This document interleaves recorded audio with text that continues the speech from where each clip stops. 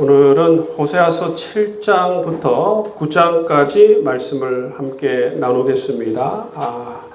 7장 말씀의 제목을 한번 보십시오. 불의한 이스라엘의 죄입니다. 한번 따라 하시길 바랍니다. 불의한 이스라엘의 죄. 이 호세아는 북이스라엘을 향한 하나님의 말씀이에요. 남유다와 북이스라엘로 나뉘어지는데 이 남유다를 향한 말씀이 아니라 이 호세아서는 북이스라엘을 향한 그러한 하나님의 말씀을 전하는 것입니다. 7장 처음에 보시면 에브라임의 죄와 사마리아의 악이라고 되어져 있죠. 그죠? 에브라임의 죄와 사마리아의 그러니까 북이스라엘을 에브라임이라고도 부르기도 합니다. 왜냐하면 북이스라엘의 지파 가운데에서 에브라임 지파가 가장 큰 지파이기 때문에 북이스라엘을 상징합니다. 그래서 북이스라엘을 에브라임이라고 부르기도 하고 또 사마리아라고 부르기도 합니다. 왜냐하면 북이스라엘의 수도가 사마리아이기 때문에 그렇습니다. 그래서 이 7장 1절에서 3절 말씀을 보시면 에브라임의 죄와 사마리아의 악, 다른 말로 말하면 이 북이스라엘의 죄를 얘기하는 것이죠. 그러니까 7장 1절 말씀에 보시면 하나님께서 이 북이스라엘을 치료를 하려고 할수록 어떻습니까? 그 죄가 계속 드러나는 것입니다. 이것을 치료하면 괜찮겠다 싶은데 그것을 치료하고 나면 계속 끊임없이 이 북이스라엘의 죄가 드러난다는 것입니다. 그렇죠? 호세아서 7장 1절 말씀을 보시면 내가 이스라엘을 치료하려 할 때에 에브라임의 죄와 사마리아의 악이 드러나도다. 그렇게 말씀하고 있죠. 그런데 이 죄를 이 북이스라엘은 인지를 못합니다. 자기가 이게 죄인지 죄가 아닌지조차도 모르면서 죄 가운데 사는 것이죠. 그 죄가 작지도 않아요.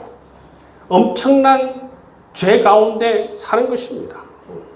여러분 이처럼 하나님의 말씀을 모르고 하나님의 말씀을 깨닫지 못하고 하나님 말씀을 온전히 알지 못하고 어떻게 합니까? 자기 나름대로 하나님 말씀을 곡해해서 살아가는 사람이라면 그게 죄인지도 몰라요. 그러니까 이 북이스라엘의 죄가 뭡니까? 하나님도 섬기고 바알도 섬기고 그죠? 아세라도 섬기고 모압신도 섬기고 에돔신도 섬기고 살아가는데 이게 원래 하나님 주신 생각이 아니잖아요. 원래 하나님 주신 말씀이 아니에요. 이 사람들이 이 말씀을 그대로 받아들이는 것이 아니라 곡해해서 생각하는 거예요. 하나님은 산의 신이고 바알은 땅의 신이고 농사를 잘 지으려고 하면 바알에게 잘 보여야 되고 그건 당연한 거고 바다의 신도 섬겨야 되고 그것도 당연한 거고 그렇게 생각하니까 어떻게 돼버립니까? 나중에 보면 죄를 죄라고도 인식을 못하는 거예요. 말씀을 온전히 깨달아야만이 그 말씀을 그대로 받아들여야만이 죄가 드러나는데 그 말씀을 잘 이해하지 못하고 자기 마음대로 곡해해서 생각하니까 자기가 여러분 죄를 지어도 그 죄를 인식도 못하고 깨닫지 못한다는 것입니다. 여러분 북이스라엘 죄가 그렇다는 거예요. 3절부터 7절까지 말씀은 뭐에 대해서 말씀하고 있느냐면 북이스라엘은 보면 이 족보가 없습니다. 왕의 족보가 없어요. 어떤 왕이 왕을 하고 있잖아요. 그러면 밑에서 그것을 노리는 것입니다. 우리가 언제 저 왕을 즉위를 찬탈할까? 언제 적을 엎을까? 우리가 언제 저 왕권을 차지할까? 그래서 북이스라엘은 계속해서 왕이 바뀌어요. 그 남유다는 그렇지 않습니다. 남유다는 어떻습니까? 다윗의 혈통으로 계속해서 그 유다 지파에서 왕이 계속해서 나오지 않습니까? 그러니까 유다 지파 다윗의 혈통이 아니면 왕이 될 수가 없어요. 유다는. 그러니까 한 혈통입니다. 그렇지만 그에 반해서 북이스라엘은 아니에요. 북이스라엘은 하나님 말씀하신 유다 지파 다윗의 혈통이 아니라 자기 임의대로 나라를 세웠고 자기 임의대로 성소를 세우고 자기 임의대로 성소를 여러분 섬기는 자를 세우고 자기 임의대로 정말 그렇게 왕을 세우고 살아가기 때문에 정말 이 나라는 엉망진창이죠. 그래서 이 왕위 찬탈의 역사 가운데에서 비유를 말씀하고 있는데 4절 말씀해 보시면 뭐라고 비유합니까? 달궈진 화덕 같다. 그렇게 비유하죠. 달궈진 화덕. 그래서 이것은 무엇을 의미하느냐면 뜨겁게 달아오르는 그들의 욕심, 욕망을 의미하는 것입니다. 그 왕권을 바라보면서 이 욕망이 이미 뜨거워졌다는 것입니다. 욕심이 이미 뜨거워져서 언제 적을 내가 차지할까? 그런 상태를 일컬어서 달궈진 하득. 욕심이 엄청나다는 거예요. 그죠? 욕심이 어마어마한 상태를 일컬어서 달궈진 화덕 같다. 그렇게 일한 것입니다. 그래서 여러분 보시면 달궈진 화덕 같다. 그 다음에 뭐라고 합니까? 더불어서 악을 도모하는 자들이다. 세 번째는 뭐라고 합니까? 지도자들의 끊임없는 음모들. 그렇죠? 왕위를 찬탈하기 위해서 계속 자기들끼리 속닥속닥 거리는 것이 어떻게 하면 우리가 저걸 차지할 수 있을까? 그런 어떤 이 왕위 찬탈 역사 가운데 있는 이 이스라엘의 지도자들의 죄를 하나님께서 말씀하는 거예요. 이건 남유다에 있는 게 아닙니다. 이거는 북이스라엘에 있는 독특한 북이스라엘의 죄를 의미하는 것이지요. 7장 8절에서 16절 말씀은 뭘 의미하는가 하면 이들이 하나님을 의지하지 않고 외세를 의지한다는 거예요. 외부 세력들을. 여러분, 하나님의 백성들은 누구를 믿고 의지해야 됩니까? 하나님을 믿고 의지해야 돼요. 하나님의 백성들은 하나님을 믿고 의지해야 돼요. 어떤 상황이든 하나님을 믿고 의지해야 되는 것입니다. 모든 힘과 능력과 구원이 하나님에게서 나온다라는 사실을 믿고 하나님을 의지해야 돼요. 그런데 이들은 하나님을 의지하지 않고 쉬운 걸 의지합니다. 눈에 보이는 걸 의지하죠. 그러니까 이 외부의 세력들을 의지합니다. 애굽을 의지하고 아수르를 의지하고 바벨론을 의지하고 눈에 보이는 나라와 사람을 의지한다는 것이죠. 그것이 하나님 보시기에는 바로 죄라는 것입니다. 북이스라엘은 이처럼 하나님을 믿어야 되는데 하나님을 믿지 않고 바로 이런 외세를 믿고 의지한다는 거예요. 그것을 여러분 상징적으로 뭐라고 얘기합니까? 8절 말씀에서 뒤집지 않은 전병이다. 그렇게 얘기합니다. 여러분, 이 전병이 뭡니까? 반죽을 해가지고죠. 앞뒤로 구운 걸 얘기하죠. 뒤집지 않으니까 어떻습니까? 한쪽은 타버리고, 한쪽은 어떻습니까? 한쪽은 괜찮은 것 같고, 그렇죠. 그래서 보기에는 괜찮은 것 같아요. 보기에는 먹음직해요. 괜찮은 것 같은데, 실상은 어떻습니까? 실상은 실패한 것이죠. 그죠? 실패한 전병입니다. 이건 뭐냐면, 보기에는 하나님을 믿는 것 같은데, 외식적이라는 거예요. 그렇지 않다는 거예요. 하나님을 믿지 않는다는 거예요. 보기에는 그럴듯해 보이는데, 실제는 안 그렇다는 거예요. 그것을 바로 여기서 말하는 게 뭐냐면 뒤집지 않는 전병이라는 거예요. 보기에는 믿는 것 같은데 실제는 하나님을 믿지 않는 상태를 일컬어서 뒤집지 않는 전병이다. 정말 그런 의미로 이렇게 말해주는 것을 볼 수가 있습니다. 두 번째 뭐라고 합니까? 어리석은 비둘기 같다 그러죠. 그죠? 비둘기 특징이 뭐냐면, 왜 이 비둘기를 여기에 사용하느냐면, 비둘기의 특징이 뭐냐면 방향 감각이 없대요. 방향 감각이 없고, 그리고 이 비둘기의 어리석이 뭐냐면 무엇이 위험한지 그 위험을 분간하지 못한대요. 이 두 가지 특징이 있다고 그럽니다. 그렇기 때문에 이 비둘기를 어리석다고 그래요. 방향 감각이 없고 위험한지 위험하지 않은지도 모르고 그렇기 때문에 여러분 여기에서 표현할 때는 하나님께서 이런 상태를 걸어서 어리석은 비둘기 같다 그렇게 얘기하는 거예요. 또 여러분 이 말해주는 게 뭡니까? 네 번째 보면 속이는 활 같다 그렇게 되어져 있죠. 속이는 활 같다. 화살이 쏘면 쏘는 대로 가야 되잖아요. 그죠? 쏘면 쏘는 대로 가야 됩니다. 속이는 활 같다라는 게 뭡니까? 겉으로 보이기에는 똑바로 날아갈 듯 보이는데 실제는 하나님에게로 안 날아간다는 거예요. 쏘면 하나님께로 날아갈 듯 보이는데 진짜 쏘면 하나님께로 안 날아가고 엉뚱한 데로 가는 거예요. 그것을 일컬어서 속이는 화살 같다 얘기하는 겁니다. 뒤집지 않는 전병 같다, 속이는 화살 같다, 어리석은 비둘기 같다.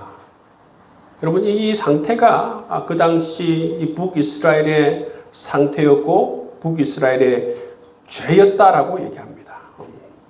여러분 우리는 어떻게 해야 됩니까? 우리는 하나님께서 겉으로 보기에나 아니면 실제로도 정말 똑바로 날아가는 화살이 되어야 되고 또 정말 겉으로 보기에만 정말 맛있는 전병같이 보일 뿐만 아니라 실제로도 여러분 맛있는 전병 같은 그럼 겉과 속이 같은 그러한 하나님의 백성이 되어야 될 줄 믿습니다. 하나님이 제일 싫어하는 건 윗선이에요. 윗선. 예수님께서도 말씀하셨잖아요. 바리새인들을 향하여서 뭐라고 합니까? 외식하는 자들. 겉으로는 뭔가 하나님을 잘 믿는 사람 같은데 실제로는 안 믿어요. 실제로는 안 믿고 그렇게 하는 이유가 뭡니까? 자기 자신을 드러내기 위해서, 자기 의를 위해서. 나는 정말 괜찮은 사람이다. 나는 정말 신앙생활을 잘하는 사람이다. 나는 하나님의 말씀을 잘 지키는 사람이다. 그것을 드러내기 위해서, 자기 의를 드러내기 위해. 근데 실제는 어떻습니까? 하나님을 사랑하지도 않고 하나님을 믿지도 않고 하나님을 경외하지도 않습니다. 그렇기 때문에 하나님께서 바리새인들을 향해서 외식하는 자들이다 말하지 않습니까? 여기도 똑같아요. 북이스라엘이 속이는 활 같다, 뒤집지 않는 전병 같다라는 말은 겉과 속이 다르다는 거예요.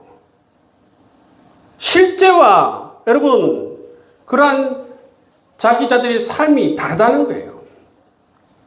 그래서 하나님께서 이렇게 북이스라엘을 향해서 이런 비유의 말씀을 해주시는 것을 볼 수가 있습니다. 자, 8장 말씀을 보시면 이스라엘의 여러 가지 죄에 대해서 말씀하십니다. 첫 번째는 뭐냐? 첫 번째는 뭐죠? 언약을 파기한 것입니다. 여러분, 이 언약은 누구와 맺은 것입니까? 하나님과 맺었죠, 그렇죠? 하나님과. 여러분, 우리 결혼식 할 때에 우리가 결혼에 서약을 하지 않습니까? 결혼에 언약을 하지 않습니까? 그렇죠. 그런데 그것을 파괴했다는 것이 뭡니까? 결혼 생활을 여러분 이 파괴하는 것은 똑같은 거예요. 언약을 파괴했다는 것은 관계가 틀어졌다는 것이고 모든 약속이 깨졌다는 것을 의미하는 것입니다. 그런데 여러분 우리 그리스도인들이 생각해야 되는 건 뭐냐면 하나님과 우리는 영혼을 약속한 그러한 언약의 관계를 맺고 살아가고 있다는 거예요. 여러분 우리는 하나님과 영혼을 약속한 그러한 언약의 관계를 맺고 살아가는 우리는 하나님의 신부인 줄 믿습니다. 이걸 깨면 안 돼요. 우리는 이 언약을 너무나도 소중하게 생각해야 되고 이 언약 안에서 하나님을 사랑하고 하나님의 약속의 말씀을 소중하게 여기고 하나님 말씀대로 순종하며 살아가야 그래야만이 하나님께서 우리에게 주시는 이 축복을 받아 누릴 수가 있어요. 그러니까 여러분 이 북이스라엘의 죄가 뭐냐면 이 언약을 깨버렸다는 거예요. 언약을 깨버리면 하나님의 백성이 아닙니다. 언약을 깨버렸다는 건 뭐예요? 하나님 말씀대로 살아가지 않는 것을 의미하는 것이고 하나님 말씀에 불순종하면서 살아갔다는 겁니다. 그러니까 하나님과 아무 관계가 없는 것을 의미하는 것이죠. 언약을 깨버렸다는 것은. 자, 두 번째 이스라엘의 죄가 뭡니까? 자기 마음대로 왕과 지도자를 세웠다는 거예요. 자기 마음대로. 자, 우리 8장 4절 말씀 한번 보겠습니다. 8장 4절 말씀 함께 읽겠습니다. 그들이 왕들을 세웠으나 내게서 난 것이 아니며 그들이 지도자를 세웠으나 내가 모르는 바이며 그들이 또 그 은과 금으로 자기를 위하여 우상을 만드는다니 결국은 파괴되고 말리라. 여기 보시면 자기 마음대로 왕을 세우고 자기 마음대로 지도자를 세웠다는 거예요. 왜 그러냐면 태생적으로 북이스라엘은 태생적으로 자기 마음대로 나라를 세웠기 때문에 그래요. 자기 마음대로 나라를 세우니까 그 가운데 세우는 왕도 자기 마음대로 세우고 지도자들도 자기 마음대로 세우고 제사장들도 자기 마음대로 세우고 소위 말하는 그 성소들도 자기 마음대로 세우고 그야말로 북이스라엘은 온통 자기 마음대로 모든 것을 세운 나라입니다. 그것이 바로 죄라고 이야기하죠. 북이스라엘의 죄 세 번째는 뭡니까? 우상숭배예요. 우상숭배. 하나님을 섬기지 않고 다른 이방 신들을 섬겼다라는 것입니다.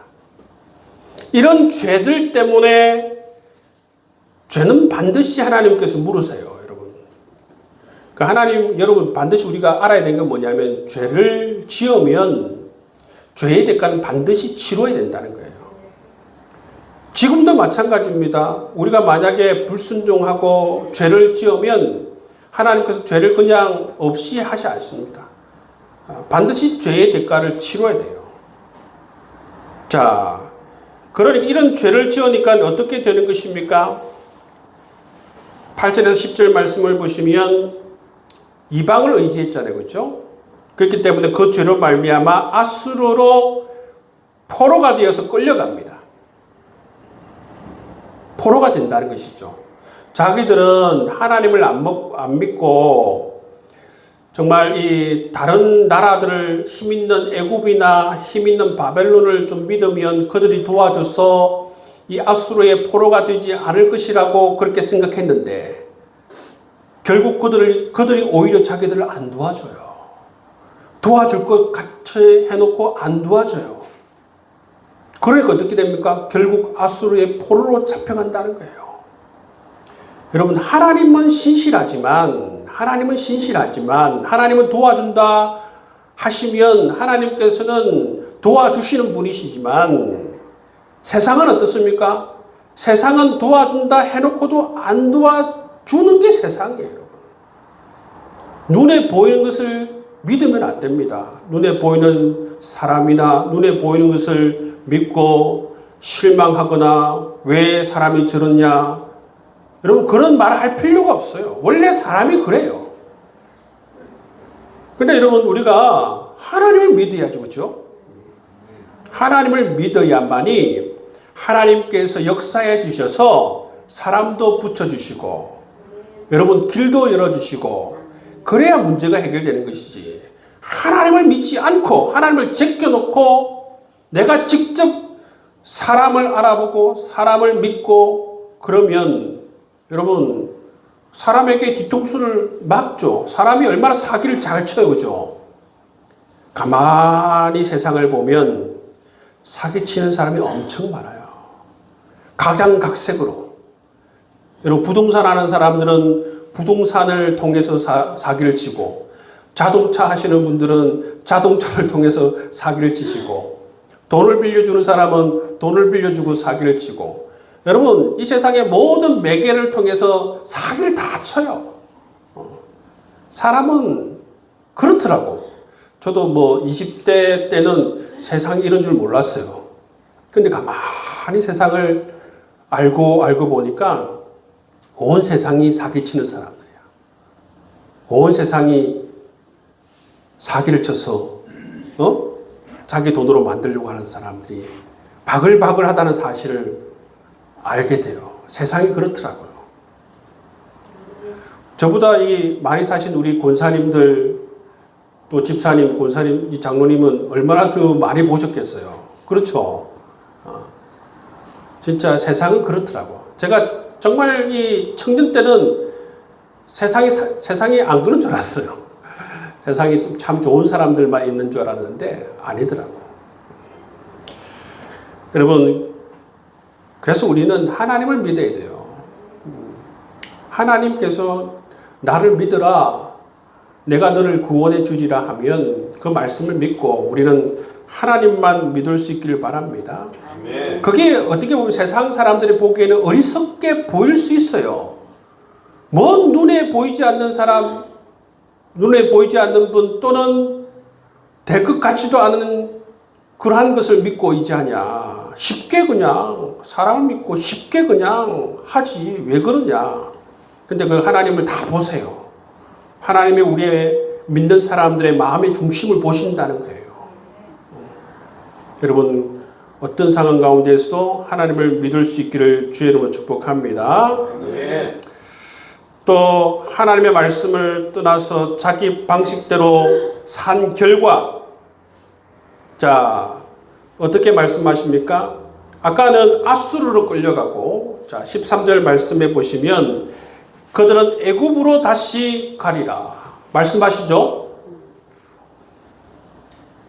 여러분, 이처럼 하나님을 믿지 않고 다른 것을 믿으면 아수르로 끌려가고, 또 하나님의 말씀에 순종하며 살지 않고 자기 방식대로 살면 이처럼 또 애굽으로도 여러분 포로로 다시 끌려간다는 것입니다. 이스라엘은 끊임없이 자기 방식대로 안전을 구해요. 자기 방식대로. 어리석은 것입니다. 여러분 인간은 원래부터 여러분 흙으로 지어진 존재잖아요. 흙으로 지어졌다라는 게 뭡니까? 연약한 존재라는 것을 의미하는 것입니다. 우리가 아무리 달로 위성을 보내고 우주선을 보내고 사람을 보내도 결국 변하지 않는 건 뭡니까? 우리는 흙으로 지어진 유한한 존재, 결핍된 존재, 부족한 존재라는 것은 변함이 없어요. 그런데 여러분, 우리가 아무리 머리를 짜내도 자기 방식대로 여러분 살 길을 찾고 안전을 구하면 여러분 거기에서 구원이 나올 수가 없습니다. 그래서 늘 우리가 우리의 어떻게 보면 안전을 구할 때에 하나님에게서 모든 것을 찾아야 돼요. 아멘. 여러분, 하나님에게서 모든 것을 믿고 맡기고 하나님에게서 구원을 찾고 소망을 찾고 안전을 찾을 수 있는 여러분 될 수 있기를 주의 이름으로 축복합니다. 아멘. 신앙생활을 하면 이게 처음부터 이렇게 되는 건 아닙니다. 근데 우리가 이 말씀을 믿고 받아들이고, 그렇습니다. 하나님, 내가 지금 정말로 어려운 상황이지만 하나님에게 소망을 두고 하나님에게 구원을 찾고 안전을 한번 찾아보겠습니다.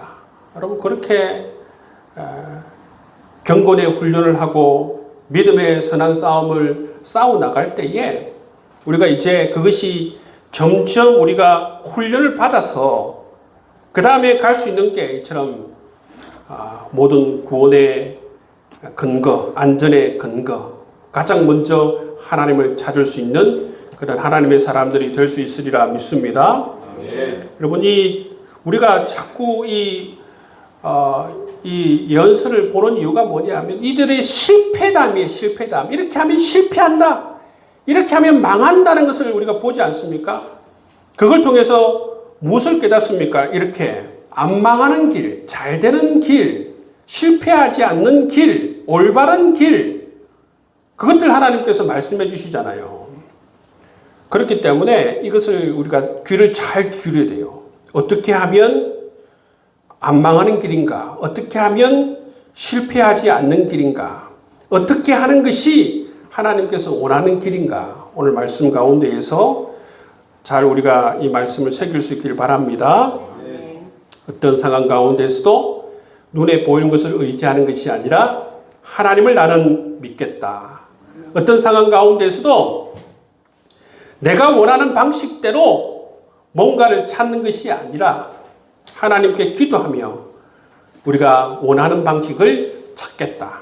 그런 결단을 할 수 있기를 바랍니다. 9장 말씀을 보시면 9장 말씀의 제목은 음행으로 인한 징계예요. 이 음행이라는 게 뭐냐면 실제로 이 북이스라엘은 여러분 이 간음이죠. 간음. 실제로 간음을 통해서 죄를 짓기도 했지만 영적 간음도 있었습니다. 영적 간음이 뭡니까? 우상 숭배죠. 그죠? 우상 숭배와 그의 삶의 간음 이 두 가지로 말미암아 죄를 짓게 되고 이것으로 말미암아 하나님의 징계를 받았다라는 사실입니다. 1절에서 9절 말씀을 보시면 하나님을 쫓아서 세상을 쫓아서 행음하였다. 그죠? 우상 숭배했다는 거예요. 우상 숭배했다. 우상 숭배한 결과로서 어떤 징계를 받게 됩니까? 첫 번째는 뭡니까? 첫 번째는 뭐죠? 2절 말씀에 소출이 없습니다. 소출이. 여러분 우상 숭배를 하게 되면 아무리 열심히 농사를 지어도 여러분 수고의 열매가 없다는 거예요. 두 번째는 뭡니까? 그들이 받은 징계가 뭐죠? 포로로 끌려갔다는 것이죠. 그렇죠? 포로로 끌려갔다는 것입니다. 세 번째는 뭡니까? 진정한 예배를 드릴 수가 없다는 것입니다. 왜 진정한 예배를 드릴 수가 없습니까? 그들에게 하나님께 드릴 예물이 없어요. 하나님의 드릴 예물도 없습니다. 그렇기 때문에 진정한 예배를 드릴 수가 없어요. 왜냐하면 그 당시 여러분 그 제사를 드릴 때는 5가지 제사가 있었잖아요. 그죠? 소제, 번제, 화목제, 속죄제, 속건제 이 5가지 제사가 있었는데 그 제사를 드리기 위해서는 곡식을 드리든 짐승을 드려야 돼요. 뭔가를 드려야 된다는 거예요. 근데 제사 때 바칠 여러분 곡식도 없고 그다음에 여러분 이런 짐승도 없고 아무것도 드릴 것이 없어요. 그리고 온전한 제사를 드릴 수가 없다는 것이죠. 그리고 이 우상 숭배로 말미암아 네 번째는 어떤 여러분 징계를 받게 되었습니까? 끝내 멸망하게 되었다는 것입니다. 끝내 멸망하게 되었다. 6절 말씀에 보면 보라 그들이 멸망을 피하여 갈지라도 애굽은 그들을 모으고 노브는 그들을 장사하리니 멸망을 피하려고 피해도 끝내 멸망을 당하는 것입니다. 우상 숭배의 결과예요. 우상 숭배는 다른 게 아니고 여러분 하나님을 믿지 않고 다른 걸 믿는 것입니다. 예를 들어서 어떤 사람이 와서 이분이 어떤 그룹에 이사한데 이분한테 잘 보이면 취업을 시켜줘. 이분 한번 믿고 이분한테 돈도 주고 이분한테 잘 보여. 그러면 이분이 너희 인생을 책임질 거야. 너희 자식의 인생을 책임질 거야. 그것을 믿으면 그것이 바로 음행입니다. 여러분 그게 우상숭배예요. 여러분 하나님을 믿지 않고 다른 것을 믿으면 여러분 그것이 바로 우상숭배예요.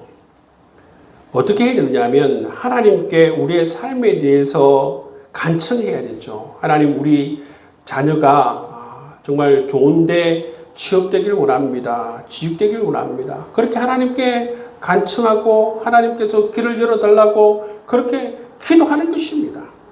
오직 하나님을 믿으며 그렇게 기도하는 것이죠. 그것이 우리가 해야 될 일입니다. 그렇게 했을 때에 하나님께서 길을 열어주시는 것이죠. 은혜를 베풀어 주시는 것입니다. 그렇게 여러분 이 말씀 안에서 하나님을 믿으며 순리대로 그리스도인들은 길을 찾아야 되지. 세상 사람들처럼 여러분 청탁을 하고 뇌물을 주고 사람을 믿고 그렇게 해서 혹시 여러분 직장을 얻더라도 그건 하나님이 보시기에는 우상숭배예요. 불명이라는 것입니다.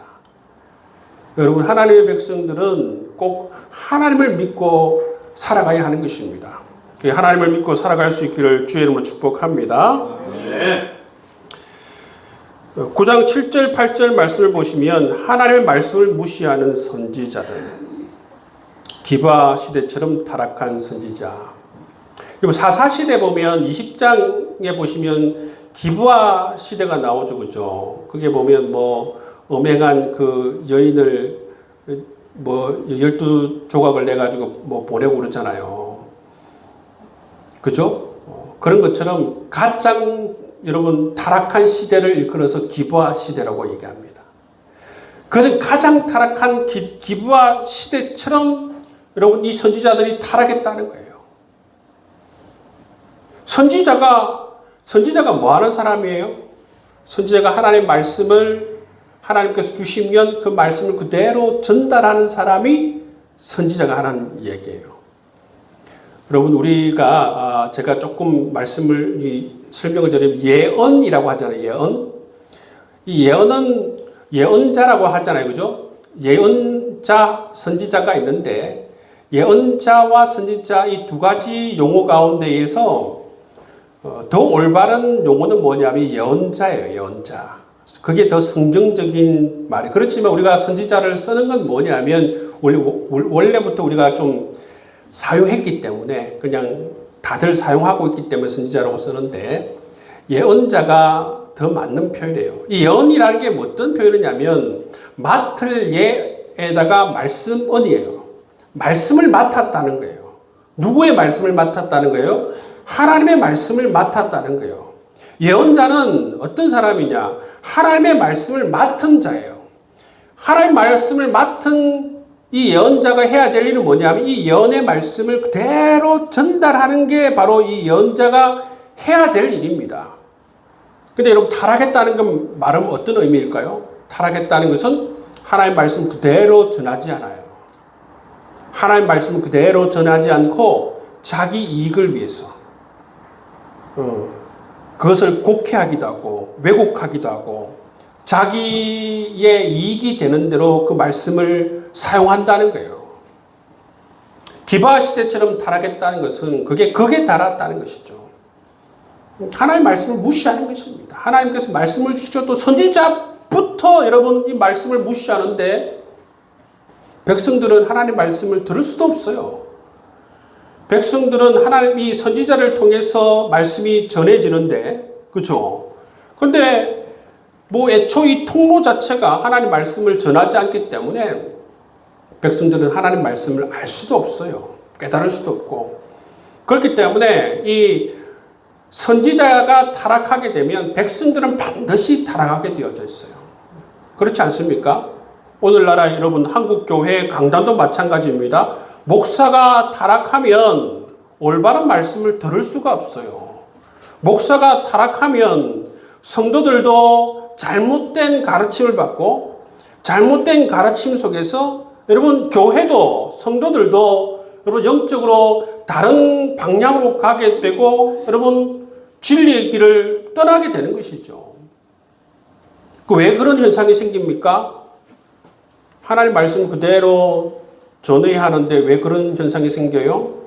목사가 생각할 때에 이렇게 말해주는 걸 성도들이 좋아하니까 하나님 말씀을 쟁여놓고 성도들이 듣기 좋아하고 원하는 말씀을 전하다 보니까 어떻게 됩니까? 자꾸 하나님 말씀으로 떠나가는 거예요.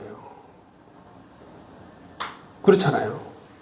또 하나님 말씀 그대로 전해야 되는데 성도들이 듣기 싫어하니까 이건 안 하고 자꾸 이런 식으로 가다 보니까 여러분 계속 진리에서 어긋나게 되고 이상한 곳으로 가게 되는 것입니다. 그래서 여러분 이 선지자 하나님의 말씀 맡은 사람들이 진리의 말씀을 잘 선포할 수 있도록 여러분 기도해야 돼요. 우리 교회도 마찬가지입니다. 말씀을 맡은 사람이 하나님의 말씀을 그대로 잘 전달할 수 있도록 그렇게 기도해야 되는 것입니다. 이런 건 아멘으로 잘 하시네요. 예. 자, 9장 10절에서 17절 말씀 보시면 하나님은 신실하신데 이스라엘은 버림을 받죠. 그죠? 자, 10절 말씀을 보시면 어떻게 되어 있습니까? 옛적에 내가 이스라엘을 만나기를 광야에서 포도를 만남같이 하였다. 그러니까 하나님께서는 옛날에 이스라엘을 볼 때 얼마나 반가웠어요. 그죠? 얼마나 좋고 반가웠다라는 표현을 하고 있습니다.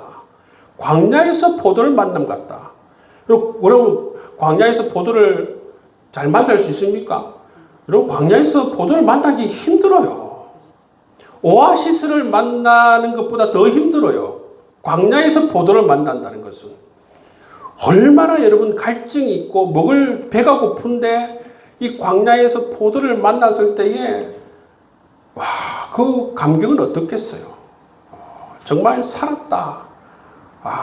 그런 어떤 생각, 그런 기쁨, 반가움 있지 않겠습니까? 옛날에 이스라엘이 하나님께 그랬다는 거예요.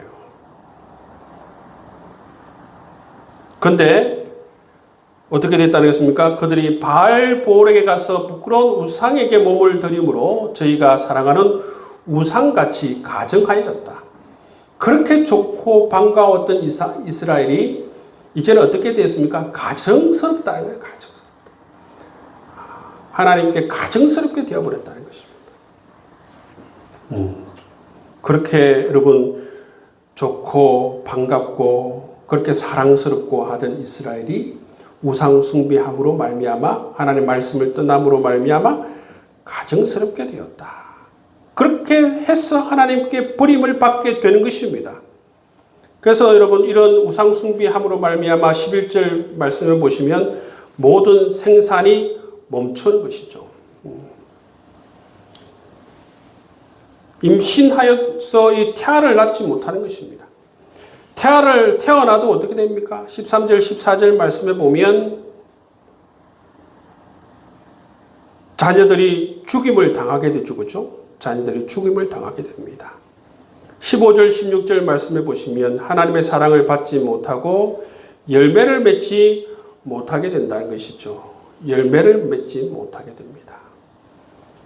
그리고 마지막에는 결국 어떻게 됩니까? 하나님께서 그들을 버리시사 열국 가운데로 흩어지게 되는 것을 볼 수가 있습니다. 이처럼 죄가 무섭다는 것이죠. 죄가 무서워요. 제가 이 예언서 말씀을 보면서 자꾸 반복해서 드는 생각이 뭐냐면 가장 기본적인 것에서 떠남으로 말미암아 하나님의 이 징계를 받는 거예요. 가장 기본이 뭐냐? 여러분 우리가 가장 기본이 뭐냐면 가장 기본이 어디냐면 시내산이에요. 여러분 시내산. 여러분 항상 예언서를 기억할 때에 말씀을 들을 때에 우리가 항상 기억해야 하는 뭐냐면 가장 기본이 이 시내산이다. 시내산에서 첫 번째는 뭐죠? 하나님과의 언약을 맺습니다. 그죠? 하나님의 백성이 언약을 맺죠. 그죠? 나는 너의 하나님이 되고 너는 나의 백성이 되리라. 네, 그렇습니다. 하나님, 제가 하나님 백성의 언약을 맺고 내가 어떤 상황 가운데에서도 백성으로서의 도리를 다하겠습니다. 그 언약을 맺은 거예요. 그러니까 여러분도 하나님의 백성으로서 언약을 맺으신 분이고 하나님의 백성으로 내가 어떤 상황 가운데에서도 도리를 다하겠다고 그렇게 언약을 맺으신 분이에요. 두 번째는 뭡니까? 하나님, 이 백성은 하나님께서 원하시는 하나님의 나라라는 그러한 하나님의 비전이 있었어요. 여러분, 하나님께서 하나님 백성을 불러 모은 이유는 뭐냐면 이들을 통해서 하나님께서 실현시키고 싶은 하나님의 나라가 있었어요. 그 하나님의 나라를 위해서 하나님께서 뭘 주셨습니까? 하나님의 율법을 말씀을 주셨어요. 이렇게 살아라. 너희들이 제사를 지낼 때는 이렇게 하고 너희들이 사회에서 살 때는 이렇게 하고 절기를 지킬 때는 이렇게 하고 그게 뭐냐면 독특한 하나님께서 원하시는 하나님의 나라입니다. 하나님께서 만들고 싶었던 원하는 하나님의 나라예요. 그 하나님 나라가 이루어지기 위해서는 필요한 게 뭐냐면 바로 하나님께서 주신 말씀대로 순종하며 사는 것입니다. 그래야만이 하나님 나라가 실현이 될 수 있고 그렇게 살아가는 것이 바로 하나님 백성다운 삶이에요. 이게 여러분 기초예요, 기초. 어렵지 않습니다. 단순합니다. 그렇죠? 단순해요. 언약을 맺고 언약 맺은 대로 하나님 백성으로서 하나님께서 실현하고 구현하고 싶은 하나님 나라를 위해서 하나님 말씀대로 순종하며 살아가겠다라고 그렇게 여러분 우리가 약속한 것이 그 시내산이라는 것이에요. 그렇게 하면 되는데 여러분 왜 여러분 이런 죄를 짓게 되고 이렇게 하나님께 심판을 받고 징계를 받는 것이죠?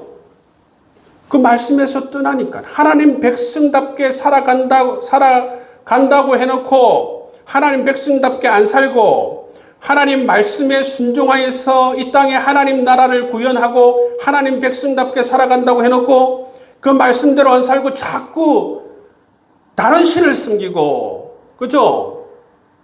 우상을 숨기고 하나님을 믿지 않고 사람의 말을 믿고 하나님을 믿지 않고 다른 것을 믿고 하나님께 마음을 두지 않고 다른 것에 마음에 듣고 이렇게 살아가니까 여러분 이런 하나님의 징계를 받는 거예요. 우리는 이 말씀을 통해서 기억해야 하는 것은 뭐냐면 우리는 하나님과 언약을 맺은 자이다. 그래서 우리가 이런 죄를 짓지 않고 이런 심판을 받지 않으려고 하면 하나님 말씀에 내가 언제나 순종하겠다. 순종하여서 이 땅에서 하나님 나라를 실현하고 하나님 백성답게 내가 살아가겠다. 그렇게만 하면 돼요. 그렇게만 하면 여러분 우리 가운데에 정말 하나님의 놀라우신 은혜와 축복이 머물게 된다는 거예요.